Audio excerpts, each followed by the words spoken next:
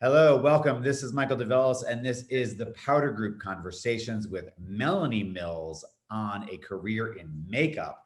This is going to be an amazing conversation, and we are sponsored, of course, as always, by 6 amazing brands that have sponsored this full year of TPG Conversations programming: Omnia, Skindinavia, Beekman 1802, Cinema Secrets, Muse Beauty Pro, and Senna Cosmetics. Melanie, I know there's some of your favorites in there, so we'll keep moving on that one. But great brands, great supporters of our industry. Hi, welcome. Thank you. Thank you for having me. I'm so honored. Thank you. Well, first off, you know how much I adore you, and I'm one of your biggest fans. And I just, we only really get to see each other at shows and then at like the Guild Awards, right? Because it's like you're super busy, I'm running around doing stuff.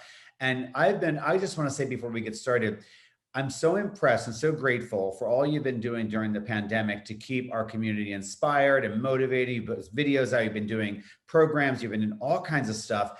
And we'll talk about it later, but you did a big, cross country move for you and your husband. Like, you've been super busy, but you still make time for your community. And I just want to say thank you for that. Well, thank you. I mean, I feel obligated. I can't sit around and not do anything. And I had to figure out stuff as well during COVID, and I needed to make things interesting and exciting, and I wanted to feel proactive. So thank you. I mean, I do it for you all as well. Yeah, well, we're happy to have you. So on these career in makeup sessions, I like to start off with what might seem a little bit of a silly question, but I think it's a fascinating one. Melanie Mills, when you were young, what did you want to be when you grew up? I don't think I had big visions, to be very, very honest. I wasn't that kid that was like, I'm going to be a doctor, I'm going to be a lawyer. Like, I was just kind of content in my life, like cruising around. I was like a surfer chick hanging out at the beach. I just thought that would be my life. But I mean, really, when I started getting into school, I found that language was my niche. I can pick up a language like that, put me in Morocco, and 3 days later, I can have the basics down. I just have a knack for languages. So I started going to community college and taking language. I was taking French, German, and Italian all at the same time. And I just had such a passion for that. So I think right there, I started to think that I wanted to be a translator. That was kind of the first. I used to love putting together music videos, like good old MTV with the neighborhood. Like I would literally produce, direct, get everybody on board, like get this whole thing together. I ended up doing a little makeup, hair, wardrobe, all that stuff, but I was more of the director, producer kind of, and I loved that. But I still didn't like have this big picture, like I'm going to be that. It's kind of odd. I mean, I just was kind of living life, rolling through life, and that's honest. Well, I'm gonna next time I see you, I'm gonna speak to you in my bad French. We're gonna speak half French, half English, and mine is gonna be really poor. But I'm gonna practice because you can speak better than me. Okay, so you were speaking languages, you were surfing, and I wasn't surfing. I was the girlfriend of the surfers, but that's what I wanted to be when I grew up, the girlfriend of the surfer. So, okay, so you're hanging on the beach, you're speaking languages, you might be a translator, but none of that happens. You end up being a makeup artist. So what was that transition? How did you end up from that realm into, hey, you know what, makeup artistry? so through, sitting in the language lab, saw, live and learn in Italy on the wall, picked off the paper. This is before all of our recent, current electronics and communication, and called it and booked it and did it. And it was this, I went to the the Università di Firenze per Stranieri, which basically means the University of Florence for Strangers. And the whole package was I stayed in this like upper room at this hotel. So the hotel was like hosting dorms, although we were the only people there in that hotel. And I talked a girlfriend into coming with me. And so we shared this tiny room with a bathroom that had all these rules with this like pensione, and went to the Università di Firenze. It was amazing. And so while I was there, I met so many fabulous friends. We were the only Americans at the school. Everybody else was Icelandic, Swedish, Danish, German, everything else. It was just such a great, cool experience. And I formed and bonded these wonderful relationships with these people. and, kind of continued with the art history and the language and all of that. And then I started traveling with my friends. And on one of those trips, I was in Milan. Still thought I wanted to be a translator, but then I was starting, as the years went on, to be like, I don't think this is the route, but I still didn't really know exactly what it was. While I was visiting some friends in Milan, one of my friend's girlfriends was taking a makeup course. She was a model, wanted this on the side, went with her, walked in, was like, wait a minute, you can make money doing makeup? Like, boom, hit me like a ton of bricks. Second thing was, wow, because I'd been dabbling in makeup. Like my friends and I would get together, I'd do their makeup, they'd do my hair, like we'd all, that kind of thing. But it was still very far from a career. So that hit me hard. Then I thought, ooh, I could do the fashion shows. I could live in Milan. Let me call grandma and hit her up for a little moolah, because she was my supporter as far as education and all that went. And I come from a very Hollywood family. My family is very involved in, my great grandfather was a famous pianist. My other great grandfather, he did all this theater and managed actors and from stage to the silver screen. And I can kind of go on and on with that. And I thought my grandma, who was my biggest supporter, my great grandma, would be all for it. And she was like, I don't think that's a good career option. What about all this time we've been spending on, translation and being an interpreter? And this is not a women's business. And I was so shocked. Went to my hairdresser the next day, was complaining about it. She said, oh, you should meet my union roommate makeup artist. Happened to meet her. She happened to get a call to intern on a film, which she was beyond. She called me. She said, you should do it. I was scared. I had never gone to school. I had never been on a set. She said, I'm driving you down there. Makeup trailer on Hollywood Boulevard, Hollywood sign right there. Walked in. They were so desperate for somebody just to powder and sweat patrol. They asked me what my sign was. I guess being Aquarian got it. They gave me a shot. I had a 412 call the next day. They told me to show up with a makeup tool belt. I went to Home Depot and got a tool belt. I mean, that's literally how it all started. Wow. Wait a minute. How I've known you for 10 years or more, and I've never heard that story. This is amazing. 25 years later, I've been doing makeup in the film and television, and it just went that it was meant to be. Very, very interesting. It really did fall in my lap. I'm not going to say, though, that I did not work hard. I worked for free on that film for 6 months, 15, 17-hour days, driving from Thousand Oaks to Hollywood, hour drives each way. Then they let me go to night school at the Sunset Gower and Makeup Academy. I did 6 or 8 weeks there. And, Lori Baker, who was the hairstylist on the show, then started to take me on to all of these other low budget films, non-union, like The Dentist 2, The Wishmaster, The Stepfather, anything that started with the, and it was basically horror. And I just dove right in. She taught me. I had that little bit of school training with the school. I just soaked it in. It is definitely something I was meant to do and be, and I was good at it. So that's how it all. That's it. Wow. Well, let me ask you this. So you kind of, you did the movies, right? All the movies, and then there was one point in time, I'm assuming, when you kind of woke up and you went, wait a minute, I'm actually like a real makeup artist. I'm working on real film. I'm doing this. Was there a project or a moment that you can remember thinking to yourself, holy cow, I'm a makeup artist now? Definitely. I mean, for sure, when I started to get paid was one of the biggest things, but I was still only getting paid, mind you. I think it was $125 for 12-hour days with a $50 kit, or not even 12-hour days, like flat.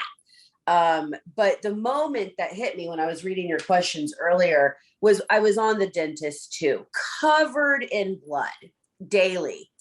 And I loved it. And I just remember sitting there with Corbin Burnson. He was the actor on the show, and he's a wild guy. And he's like a method guy. So he's like getting into it. We were working nights. And I just remember sitting there going, wow, I'm a makeup artist. I'm getting paid. I have another show booked right after this and another one booked right after this. At that time, I was like, I want to go union. I had goals. But it was literally that moment, just kind of sitting there covered in blood, that I was like, I'm a makeup artist. This We is should, it. we should clarify that it was makeup blood. It wasn't you weren't covered in your own blood. This was actually not like a moment. This was a thing. That I Yeah. love that. I love that. And I think you just described also like a moment of passion, right? You're like, you got so excited, you're like realizing this is your heart. Translations in the background, but I'll bet that's come in handy as well. That's for a conversation, I'm sure, for a glass of wine. Let me ask you this: as a makeup artist for 25 years, what is the thing that you love most about being a makeup artist? Why are you still a makeup artist?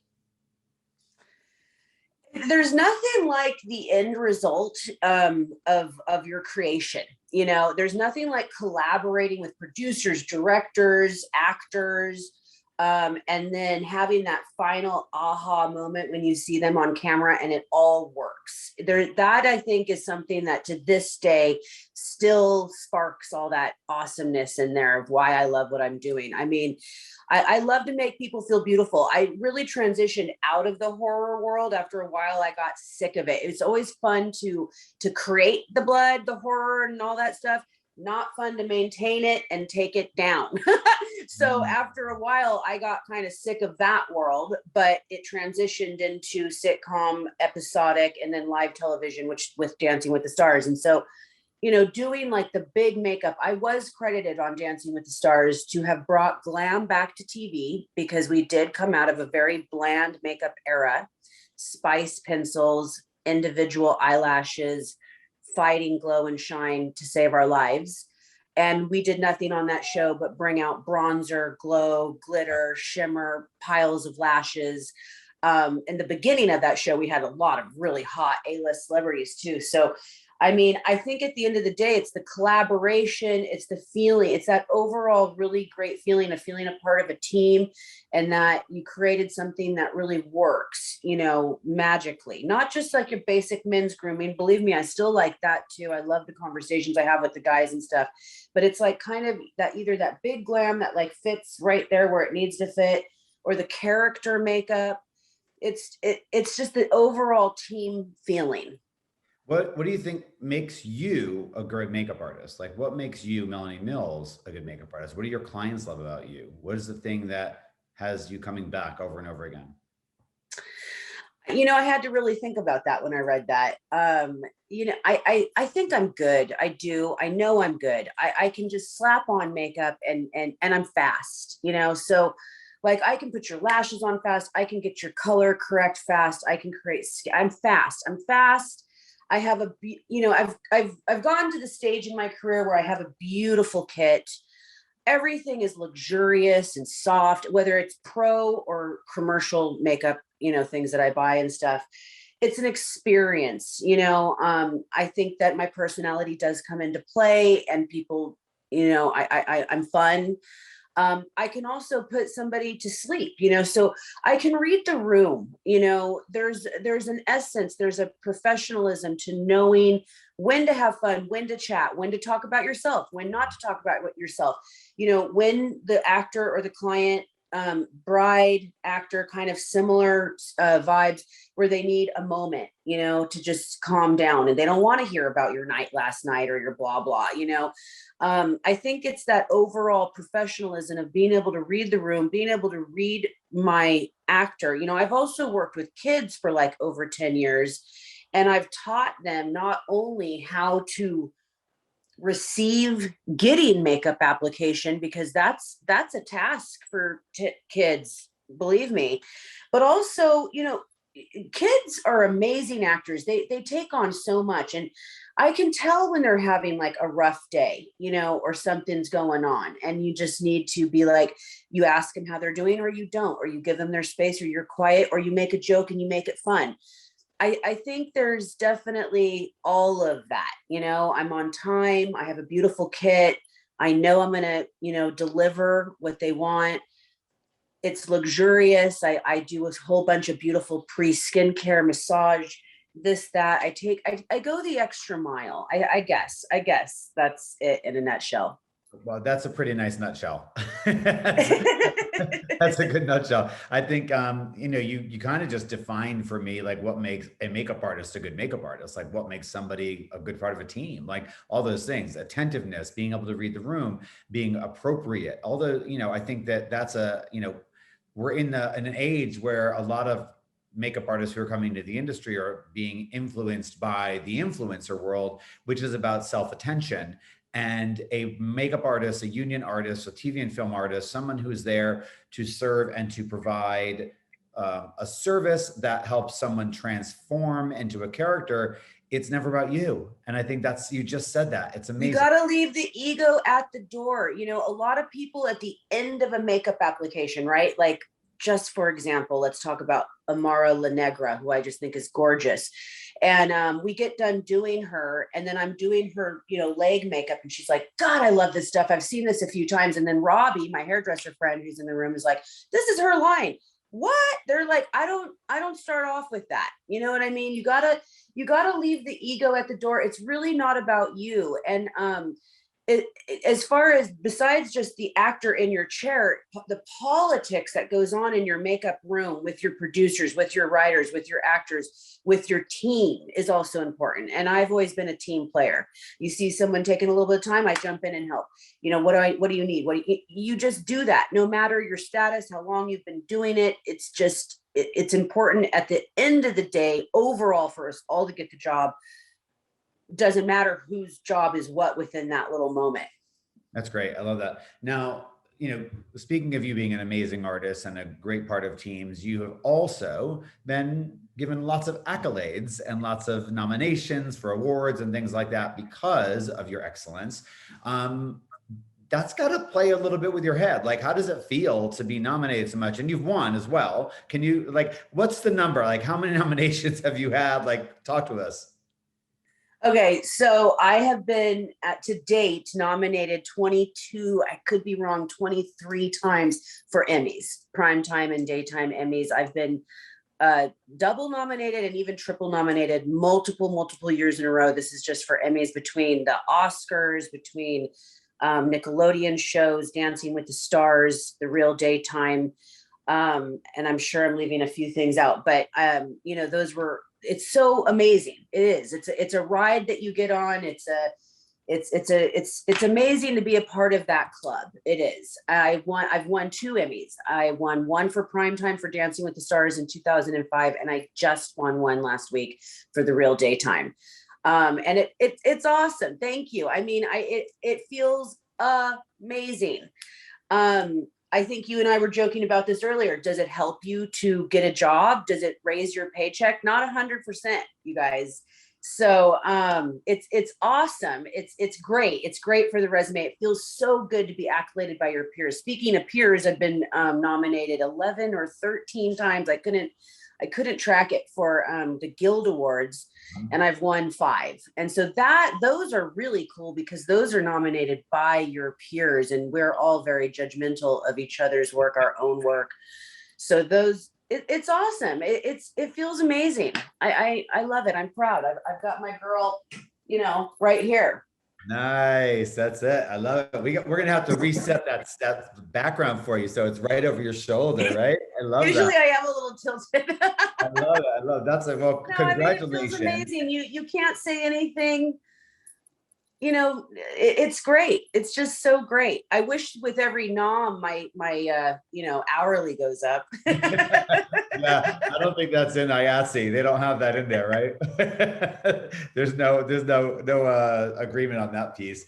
Listen, I want to talk a little bit about the line, of course, as well. But before we do that, I want to know, you've been in the industry for such a long time, and you've made a couple sort of inferences to earlier days and more recent. Like, what would you say as somebody who has such a history within the industry of television and film and makeup artistry and product as well? What has changed the most about the industry since you started?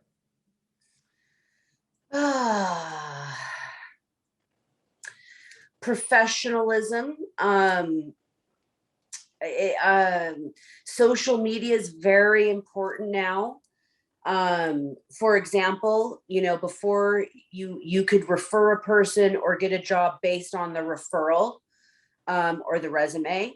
Now it's like, let's immediately, within like the minute or second of bringing up somebody, tap into their social media and see exactly what's going on with them, and if they like it or not, and how many followers they have. I even know that actors get booked on how many followers they have, because at the end of the day, the show wants the overall social, or just, you know, the pull that some people can pull in. Mhm. So I do find that very, very interesting. Whereas before it would just be like, oh, I know this great person who does beautiful makeup. Oh, she's available. And then it's like, cool, book her. No, now it's like, okay, it's got to go through 5 people, and we've got to look at all their social media pages. And so, yeah, big differences with that. Big differences with like products that are in your kit. I think things are so modern now. I think that back in the day, we had to really be creative. Yes, there was, it was all there, but we had to kind of mix it and make it happen. Whereas now it's like, my God, the products are so easy to use, and so like you've got everything under the sun now.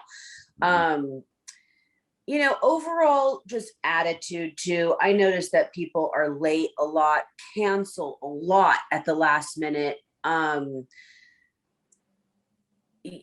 noticed like before on the set, like you don't, when you're hired and you're not the head makeup artist, you don't talk to the producers or the directors or the writers. You really don't. I mean, of course, if they ask you a question, you're not going to be, you know, you're going to answer, but you don't get in there and get all cozy and just, I see a lot more of that.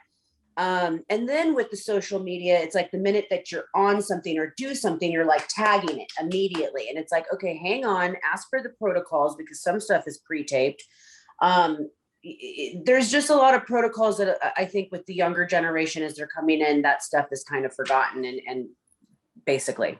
I think that's a really important point. I mean, I think, you know, I hate to be like, you know, I'm the old guy, right? Who's like, well, you know, I was young, or these kids today.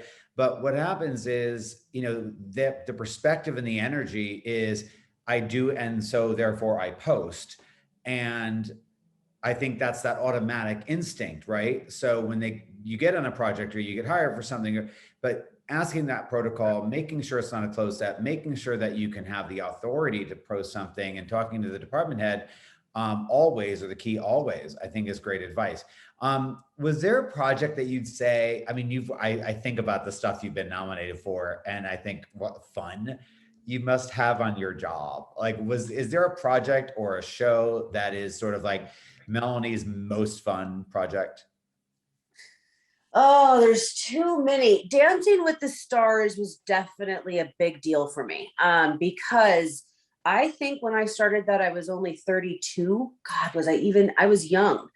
And so for me to have taken on such a big position in Hollywood was a big deal. I kind of surpassed all the usuals that would have been asked in that, you know, genre. And then I was a young female. Um, with a huge job hiring a lot of people. My basic team was 8 to 10 people always, and sometimes we'd have up to 20, 30. Makeup.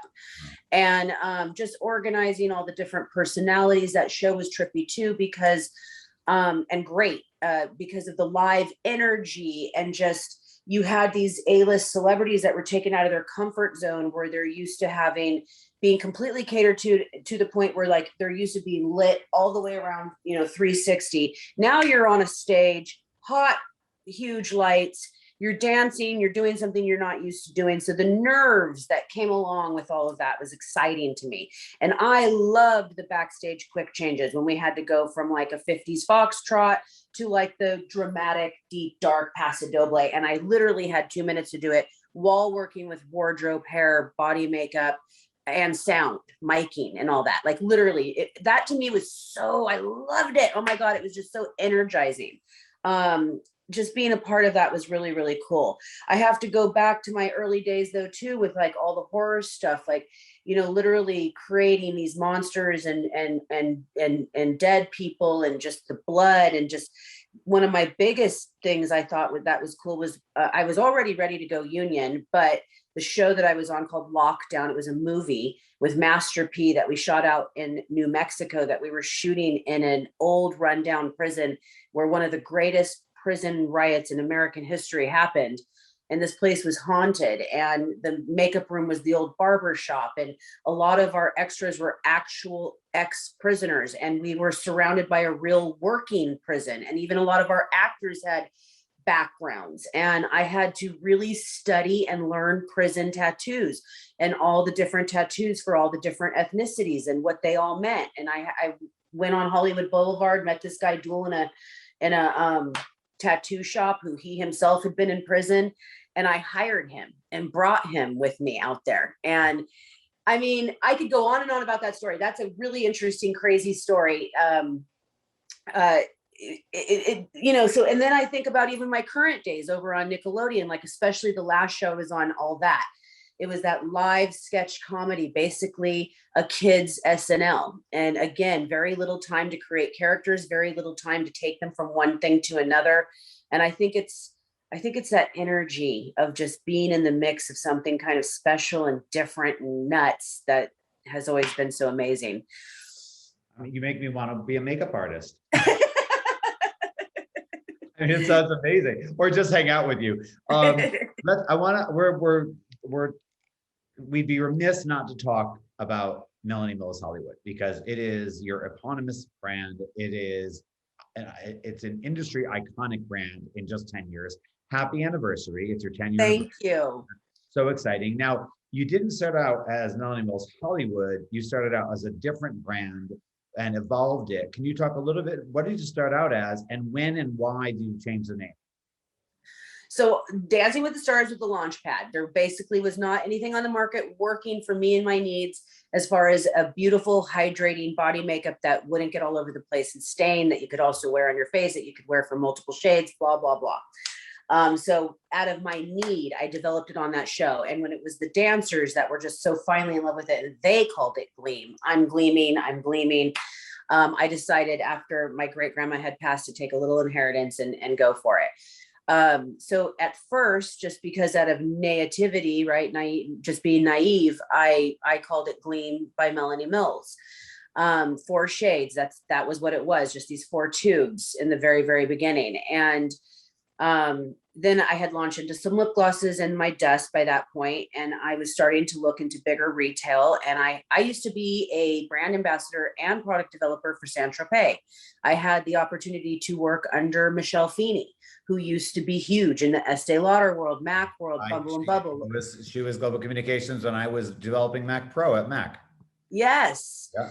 And so she took on Saint-Tropez, and I worked for 6 years with that company and helped develop a lot of those products. And I also had the opportunity to kind of cruise with her in London and go to these like cool development meetings. And I learned a lot from her. Anyways, we stayed connected, and I was in New York, and she said, "Have you had a chance to meet with Estee Lauder yet?" And I'm like, "No." And so she's like, "What? I can set you up with John Dempsey, who is the president of Estee Lauder." Right? Am I saying that right? He is the president, I believe. Group president, and he's changed. He's 30 years anniversary at Lauder this year, and he was also with Mac at the time I was there. Of course, I credit him with in a huge way with the ongoing success of that brand. And yeah. He was the group president of Estee Lauder, and there were 4 or 5 brands, I think, under him at the time. When I visited him, I think his brands were Tom Ford, MAC. I think they had just bought Too Faced. I'm going to say this all wrong. Anyways, the point is that she literally got me a meeting. I was in New York for 4 days. She was able to get me in the next morning at like 8 a.m. And I'll just never forget the experience, first of all, of getting into that building and going up on that floor and seeing the Estee Lauder offices, and then walking in with him and Lori, who was a vice president of new product development or something like that. And I was a nervous wreck. And I sat down with him, and he's very reserved. He kind of sits back. He had his eyes closed off. And I don't know if it was just because it was so early and they were kind of doing a favor to Michelle squeezing me in. Or that's just the way he kind of thinks. But he was so cool. I started to pull out the products and kind of do a demo, and he's like, no, we've already looked it all over. Why did you call it Gleam by Melanie Mills? And I tell him the story. And then he said, "You need to squeeze Hollywood," because he read my book, which was such an honor. He loved my book, by the way. I'm a published author, Glitter and Glam, guys. And it's still available, of course. But he loved the book. As a matter of fact, he said, if you weren't on the route you were on with your brand, I'd hire you on as like a top educator, top artist with Mac, which I swear that flashed in my mind. Like, am I on the right path? But he basically read my book and read my story of how I come from a very Hollywood family, and we are a three generation women owned business. And he just said, you are Hollywood. There's no brand that has Hollywood in it. You should put Hollywood in your name, and you need to change your packaging. Pull it away from the main product, because my main product was Gleam, instead of making that the brand name, So then he referred me to some art directors that would have usually cost a fortune, that all did me a very big favor. I got some good favors out of this all. And I ended up owning up and calling it Melanie Mills Hollywood, which I will tell you was not easy for me to do, because I felt like that was something really big. And did I deserve to take that on? Would I be thought down on for kind of doing something like that? I struggled with that, to tell you the truth. But I'm glad I did it. And it actually really opened me up for the international market, because especially in the Middle East, I had a lot of business going on there before COVID, because they love the Hollywood experience. So that is why and how I went from the black packaging to the pink packaging, which I recently just launched all new again packaging, which now reflects the beautiful metallic colors that reflect the shade inside, that I'd always wanted to do, but because of being a small brand and money and blah, blah. But that is the story of how I threw Hollywood in. I love that. And I think, first off, I think it's a really great power statement for those listening in, to understand your worth and understand who you are, and to feel proud. One of the things that, I find with you, Melanie, and I think people, I hope, find with all of the folks that we connect with at the Powder Group and that we put on our platforms, is you're very humble. Like, with all that you've accomplished, there's no arrogance, there's no ego, there's humility. I think if you called your brand Melanie Mills Hollywood and you were arrogant and full of yourself, I think people would go, who does she think she is? But because you're who you are, they go, of course you're Melanie Mills Hollywood. How amazing is that? So I'm glad you took ownership of that. I'm glad John pushed you to do so. Now, you and Melanie Mills Hollywood have been a very big part of our pro community for a very long time. You always take time to participate in the makeup show, the Powder Group programs, you advertise in Non-Makeup Magazine. Why is it important for you as a working artist with a brand? You can just kind of run with that. Why is it so important to you to support your community so much? I'm here because of the community. You don't just go work on these Hollywood sets on your own. You have to have a network of people that, want to bring you on, want to hire you. And it's not just the producers and the directors, it's the community, it's the makeup artists, the hairstylists. We grew together through this nutso industry, sitting on sets for 15 to 20 hours a day. I am literally here because of the pro community. I developed this product in the beginning with a pro mentality as well. I developed this product as a pro for pros.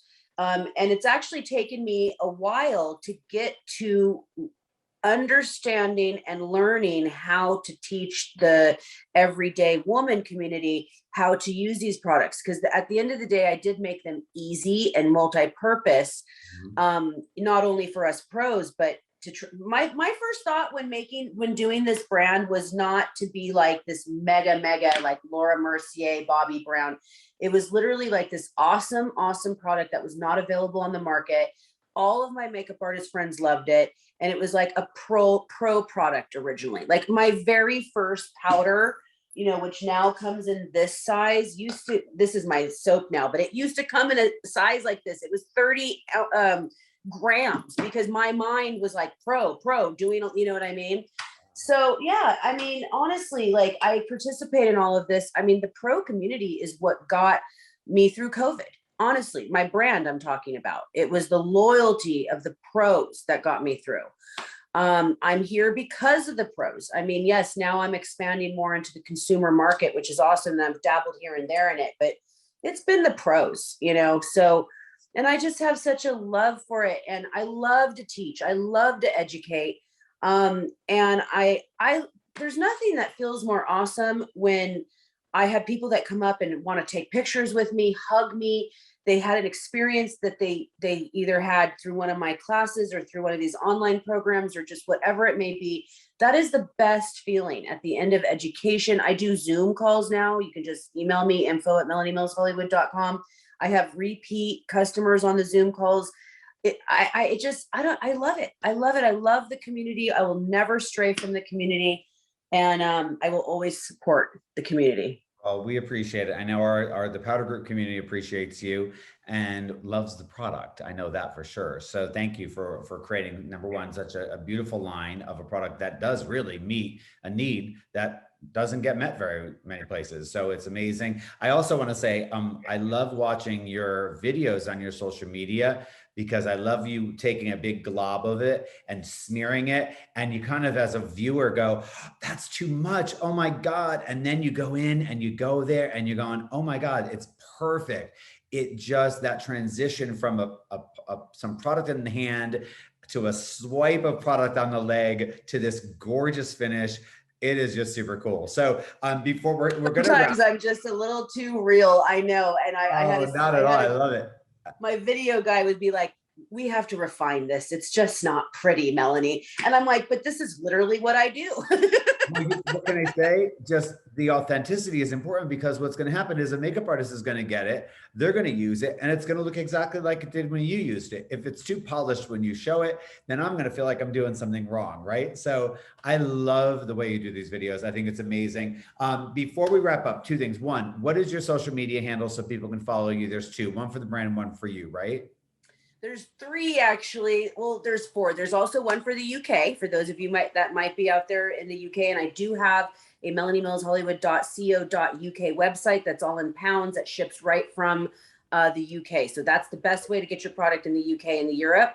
And then I have Melanie Mills Hollywood _UK baby one I just started.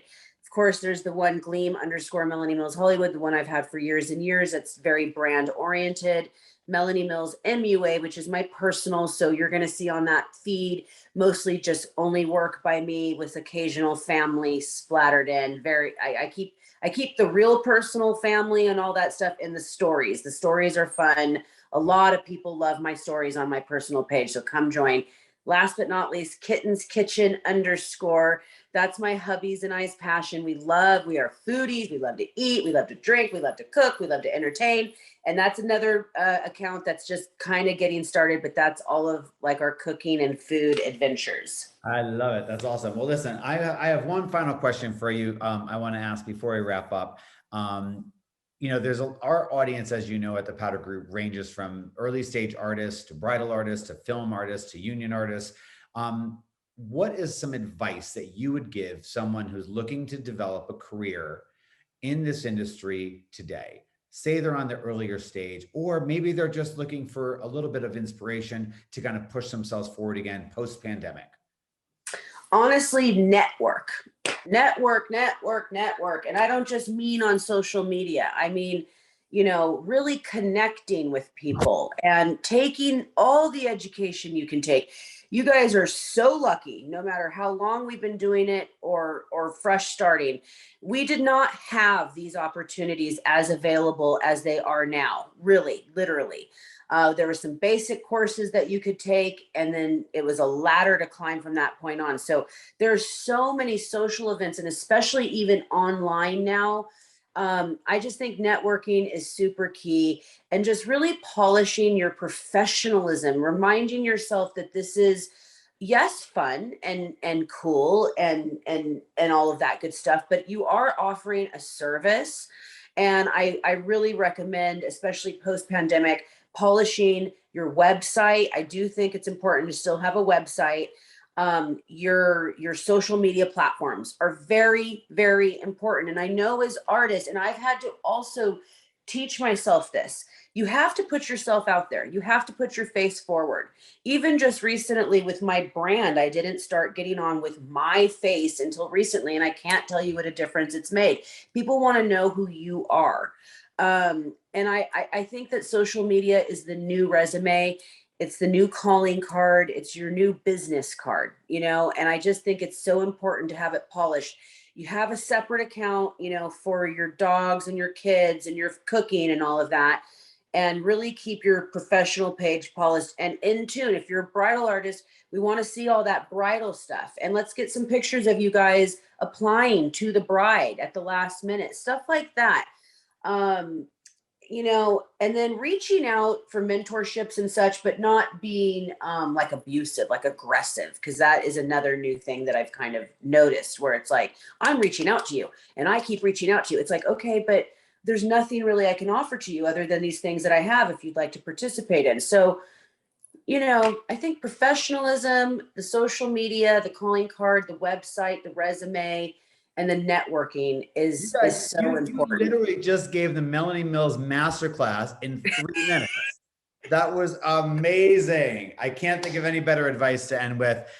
We got that bullet pointed list, the network, the polish, the social media. Awesome. Melanie Mills, I adore you. I cannot wait to see you live and in person. I'm also going to tease that you are going to be a part of our TPG summer school program in August. We're not going to tell anybody what the program is yet, but we have a special, as you guys know, and if you don't know, listen up. August is TPG summer school month.